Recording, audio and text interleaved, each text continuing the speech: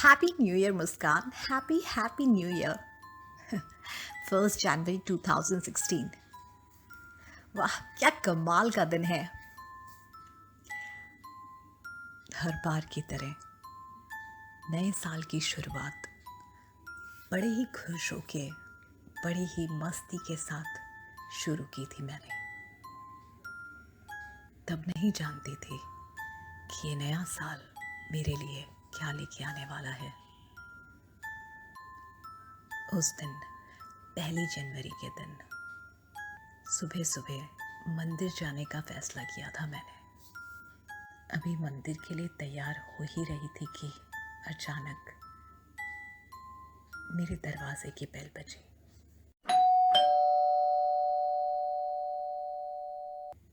दरवाज़ा खोला तो मुस्कान अग्रवाल, पार्सल है आपके लिए। Parcel, thank you and happy new year भैया। बाहर कुरियर वाले भैया से कुरियर लेते हुए मैं अंदर गई। कुरियर में पता देखा तो मेरी सहेली अश्मिता की शादी का न्योता था, जो नेपाल में रहती थी। Wow, Ashu is getting married. Oh great, इससे बड़ी खुशी क्या हो सकती है। I should call her right now. मुझे अभी उसको फ़ोन करना चाहिए। अरे मेरा फ़ोन कहाँ है। बड़ी ही खुशी के साथ अपना फ़ोन लेके अश्मिता को तुरंत कॉल लगाया ताकि उसे शादी की बधाई दे सकूं। Hey Ashu, I am so happy for you, congratulations. ओहो मैडम जी, आप इतनी जल्दी जल्दी शादी कर रही हैं, but I am annoyed with you. आपने हमें बताया भी नहीं, जीजू की फ़ोटो भी नहीं दिखाई, बस शादी का कार्ड भेज दिया मैडम ने। क्या मुसू, अब मुझसे नाराज़ होना बंद करेगी तो ना बताऊंगी। अच्छा, सारी बातें ना बाद में बताऊंगी, तू बस जल्दी से पैकिंग कर और तुझे कल ही आना है नेपाल। वाओ, नेपाल आना है। ओ ग्रेट, ये तो मेरा सपना था। थैंक यू सो मच यार, तेरी शादी से ज़्यादा तो मुझे मेरे नेपाल आने की खुशी है। हाँ हाँ मैडम, ठीक है, बस अब आप पैकिंग करिए और आ जाइए। अश्मिता से बात करते हुए मैंने फ़ोन रखा। बहुत खुश हो गई थी, बहुत ज़्यादा। नेपाल मेरे सपनों का शहर था। अश्मिता मेरी बचपन की दोस्त थी, नेपाल में रहती थी और हमारे साथ यहाँ कोलकाता में पढ़ती थी। जब भी वो अपने घर की तस्वीरें दिखाती, वो पहाड़, वो मंज़र देख के बड़ी जलन होती थी मुझे, और हमेशा से मन था कि एक बार नेपाल ज़रूर जाऊंगी। नहीं जानती थी कि एक दिन ये मौका ज़रूर मिलेगा, पर उस मौके के पीछे क्या था आज भी सोचती हूँ तो रूह कांप जाती है। बस अश्मिता से मिलने के लिए और नेपाल जाने के लिए तैयारियां शुरू कर दी मैंने। पार्लर को फ़ोन लगाया, शॉपिंग के लिए प्लान बनाया और हड़बड़ में अपने घर से निकल गई। सारे दिन की शॉपिंग और पार्लर के बाद रात को थक टूट के घर आके बिस्तर पे यूं बिखरी मानो कब से थकी थी। वैसे भी अगले दिन सुबह 6 बजे की फ़्लाइट थी मेरी नेपाल के लिए। ये सफ़र क्या दिखाने वाला था उस वक्त नहीं जानती थी। बहुत सारे सपने, बहुत सारी पैकिंग, खुशियाँ सब बटोर ली थी। बस हिम्मत बटोरना भूल गई। सारी चीज़ों को अलविदा करके अगले दिन सुबह मैंने नेपाल की फ़्लाइट की।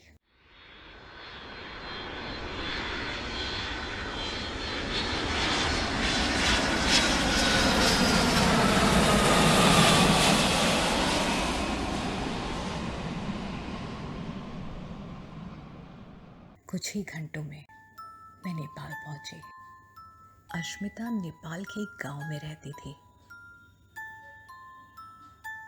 जो कि काफ़ी दूर था। मैंने पहले से ही एक गाड़ी वाले को बुक कर रखा था। काफ़ी देर तक मैं एयरपोर्ट पे उस गाड़ी वाले का इंतज़ार करती रही, उसे फ़ोन लगाती रही और काफ़ी इंतज़ार करने के बाद वो गाड़ी वाला आया। माफ़ कर दीजिए मैम, बहुत देरी हो गई, बहुत इंतज़ार कराया। वो हमारे गांव में आज एक बहुत दुखद मृत्यु हो गई। उफ, तुम लोग ना हमेशा अपनी प्रॉब्लम्स या फिर बोल लूँ कि झूठी प्रॉब्लम्स की कहानी साथ लेके आते हो। अब प्लीज़ मुझे एक्सक्यूज़ देना बंद करो, ये सामान उठाओ और चलो, मैं थक गई हूँ। जी जी मैडम, चलते हैं। वो गाड़ी वाला मेरा सामान गाड़ी में रखकर अश्मिता के गांव की ओर चला। मेरे सपने जैसे मेरे सामने थे। पूरा रास्ता आंखें खोल के एक एक मंजर का मज़ा ले रही थी मैं। वो पहाड़, वो हरियाली, वो शांति, वो सुकून, वो हल्की ठंड, सब कुछ मेरे दिल तक जा रहा था। सब कुछ बहुत सुहाना सा लग रहा था। पर जैसे ही हमारी गाड़ी गांव की ओर मुड़ी, कुछ अजीब चीज देखने मिली। कुछ कुछ दूरी पे एक अजीब सी झोपड़ी बनी हुई थी, इतनी छोटी जिसमें एक इंसान का रहना भी मुश्किल हो। उन झोपड़ियों के बाहर खाने की प्लेटें रखी हुई थी।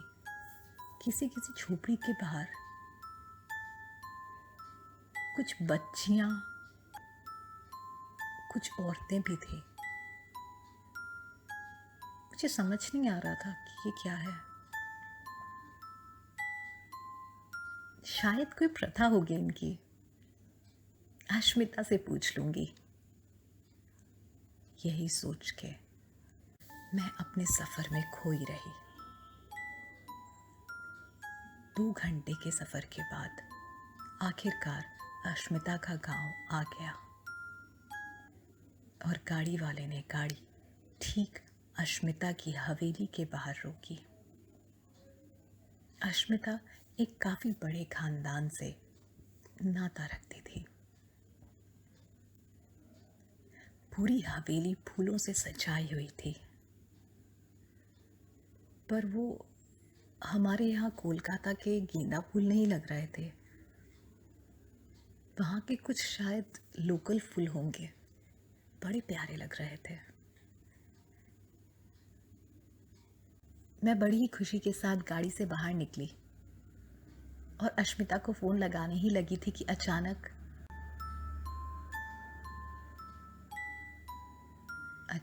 मेरी नज़र वैसी ही एक झोपड़ी पे पड़ी जो अश्मिता की हवेली के बाहर भी थी। अरे, इतनी सुंदर हवेली और उसके बाहर इतनी गंदी सी छोटी सी झोपड़ी, ये है क्या? Okay, I got it. ये पक्का हाइजीन का कोई तरीका होगा। मुझे तो लगता है शायद शौचालय बनाए होंगे, पर वहाँ पे खाना क्यों रखा था? वॉट एवर, देखती हूँ, पूछ लूँगी अश्मिता से। अभी तो फ़िलहाल मैडम को कॉल करती हूँ, नीचे बुलाती हूँ। बस अपनी खुशियों में खोई हुई मैं सच को अनदेखा करती रही। तभी अश्मिता ऊपर से आई और भागते हुए मुझसे लिपट गई। मुस्सू, आई एम सो हैप्पी। मुझे तो लगा शायद तू आएगी नहीं। अच्छा, कैसे नहीं आती मैडम जी, एक तो नेपाल और ऊपर से तेरी शादी। वैसे सच बताऊं, अगर तेरी शादी होती ना तो तब भी नहीं आती पर नेपाल था ना तो इसलिए आ गई। बहुत हंसे हम, नहीं जानते थे कि अभी बहुत रोना बाकी है।